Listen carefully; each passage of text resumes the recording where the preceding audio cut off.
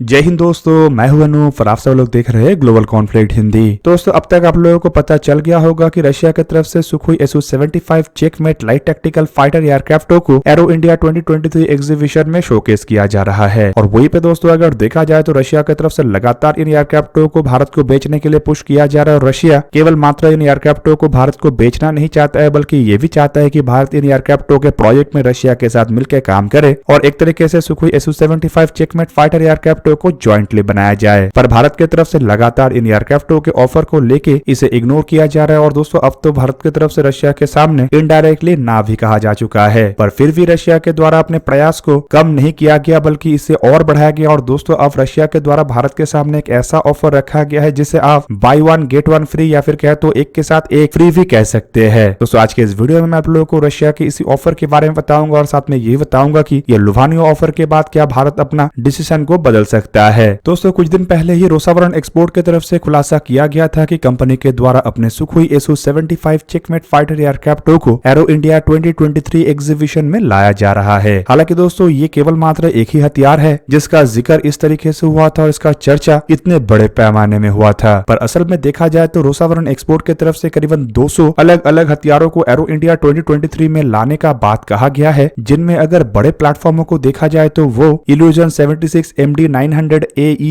Military transport plane से शुरू करके Ilyushin 78 MK-900A aerial refueller tanker Sukhoi 35 Sukhoi 30 SME advance fighter aircraft MiG-35D multi role frontline fighter aircraft शामिल है। हालांकि इसके अलावा कुछ अन्य हथियारों में रशिया के KA-2260 light utility helicopter, upgraded KA-52E और Mi-28NE combat helicopter, Mi-171SH military transport rotary helicopter जैसे हथियार भी शामिल है। ड्रोन के मामले को अगर देखा जाए तो ओरियन ई सर्वेलेंस ड्रोन से शुरू करके ऑरलैंड 10E, ऑरलैंड 30 जैसे ड्रोन तक शामिल है। इवन दोस्तों Russian made anti drone system, Russian made कई तरीके के missile, surface to air missile, even air defence सिस्टमों को भी रशिया के द्वारा इस एयर एग्जीबिशन में लाया जा रहा है। जबकि दूसरी तरफ अगर सब सिस्टमों को देखा जाए तो रशिया की तरफ से काफी बड़े मात्रा में सब सिस्टमों को एग्जीबिशन के लिए लाया जा रहा है, जिसका संख्या तो अनगिनत है। पर दोस्तों इन सभी हथियारों में अगर किसी एक हथियार को लेकर सबसे अधिक चर्चा हो रहा है तो वो है Sukhoi SU-75 checkmate fighter aircraft, क्योंकि ये रशिया की तरफ से बनाया जाने वाला एक नेक्स्ट जनरेशन का ऐसा फाइटर एयरक्राफ्ट है जो एक्सपोर्ट पोटेंशियलिटी के साथ केवल मात्र नहीं बनाया जा रहा है बल्कि ये रशिया भारत के साथ भी बनाना चाहता है। हालांकि भारत की तरफ से हर बार इसे इग्नोर किया गया है और एक तरीके से ना भी कहा जा चुका है, लेकिन रशिया की तरफ से अपने प्रयास को नहीं छोड़ा गया। और दोस्तों अब रशिया के द्वारा भारत के सामने एक ऐसे लुभानिया ऑफर रखा गया है जो शायद किसी भी देश के द्वारा इग्नोर करना संभव नहीं होगा। और दोस्तों ये ऑफर है एक के साथ एक फ्री या फिर कहे तो by one get one free. Basically Russia की तरफ से भारत के सामने सुखोई SU-75 चेकमेट फाइटर एयरक्राफ्टों के साथ अब सुखोई SU-57E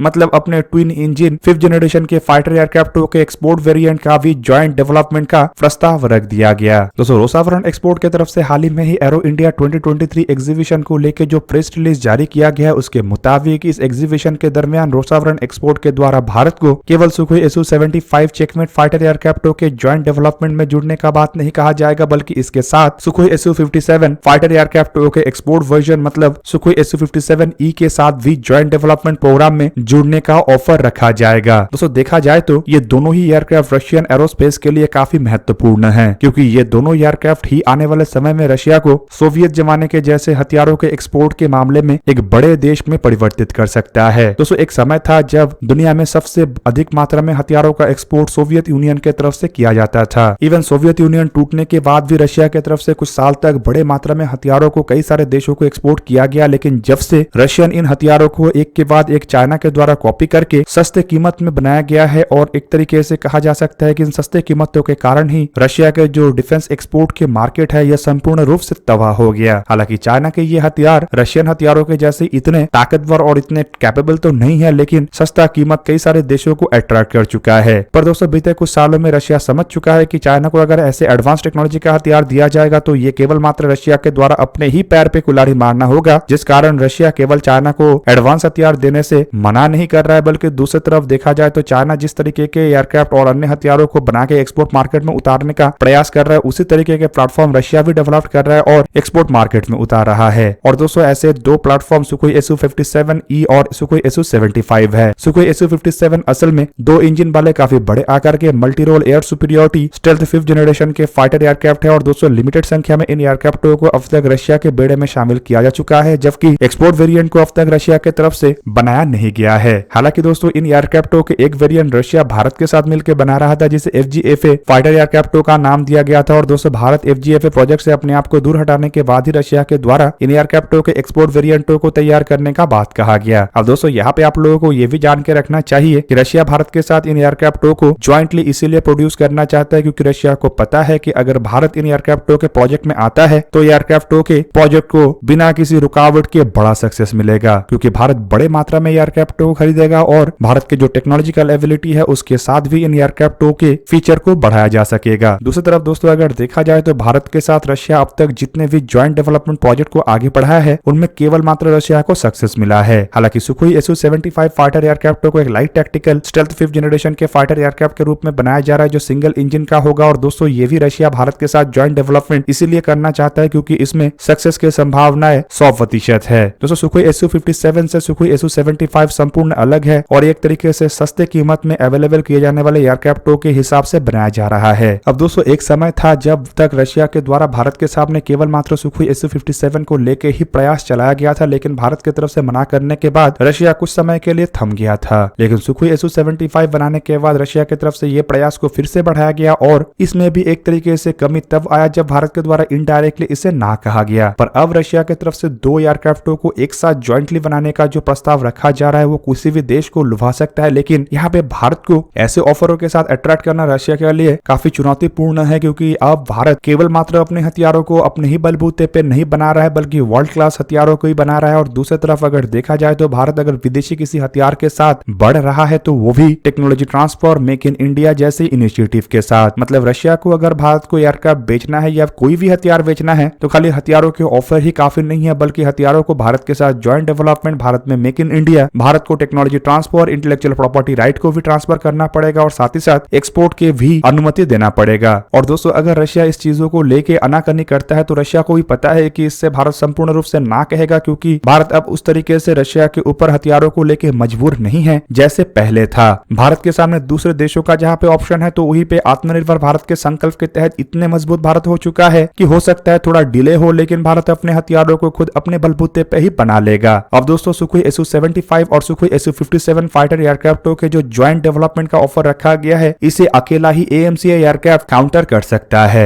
क्योंकि दोस्तों अगर AMCA एयरक्राफ्टों को देखा जाए तो ये एक मीडियम क्लास के एयरक्राफ्ट है, जबकि सुखोई Su-57 एक हैवी क्लास के और सुखोई Su-75 एक लाइट क्लास के एयरक्राफ्ट है। मतलब दोनों जो एयरक्राफ्टों का ऑफर रशिया की तरफ से रखा गया उसके दरमियानी एयरक्राफ्ट भारत बना रहा है। और दोस्तों AMCA एयरक्राफ्ट लगभग इन दोनों एयरक्राफ्टों के जैसे सभी कामों को अंजाम दे सकता है। दूसरी तरफ अगर देखा जाए तो भारत के द्वारा बनाए जाने वाले ये जो प्लेटफॉर्म है ये रिलेटिवली एक्सपोर्ट मार्केट में अवेलेबल किसी भी एयरक्राफ्टों के मुकाबले में सस्ता होगा, क्योंकि आप सब लोगों को पता ही है कि भारत के अंदर जो प्रोडक्शन कैपेबिलिटी है उससे किसी भी चीज को अगर भारत बनाता है तो वो सस्ता भी बनता है और दूसरी तरफ काफी रिलायबल भी बनता है। और भारत किसी भी चीज को कम मात्रा में नहीं बनाता है बल्कि इतने बड़े मात्रा में बनाता है कि इसका कीमत तो कम होना ही है। अब दोस्तों बाकी रहा ऑफिशियल बयान भारत की तरफ से क्या आएगा, तो इसका तो जवाब कोई वरिष्ठ अधिकारी या फिर कहे तो ऑफिशियल प्रवक्ता ही दे सकते हैं। पर यहाँ पे मेरा मानना है कि शायद भारत रशिया के इस तरीके के लुभानियों ऑफर के तहत आकर्षित ना हो, बल्कि अपने जो संकल्प है मतलब आत्मनिर्भर भारत के संकल्प और पहले 5th जनरेशन के फाइटर एयरक्राफ्ट के रूप में AMCA एयरक्राफ्टों को बनाने के संकल्प के तहत ही आगे बढ़े। क्योंकि दोस्तों अगर इस तरीके से भारत रशिया को साफ साफ ना नहीं कहेगा तो इसमें भारत को ही बड़ा नुकसान होगा, जैसे कि अपने खुद के एयरक्राफ्टों के डेवलपमेंट डिले होना और अपने देश के अंदर जो टेक्नोलॉजिकल एवोल्यूशन आया है और हथियारों को लेकर जिस तरीके से काम किया जा रहा है उसमें भी धीमापन आएगा। इवन एक तरीके से कहे तो ये फिर से समाप्ति हो सकता है। और ऐसे में मेरा मानना यह है कि भारत ज्वाइंट डेवलपमेंट मैकेनिज्म के अंतर्गत इतना बड़ा रिस्क तो कभी नहीं लेगा। तो दोस्तों ये था आज का वीडियो। अगर आपको वीडियो अच्छा लगा तो लाइक कीजिए और मेरे चैनल को सब्सक्राइब कीजिए और साथ में बना हुआ बेल आइकन को ही प्रेस कर दीजिए ताकि आप मेरा वीडियो देख पाए सबसे पहले। जय हिंद।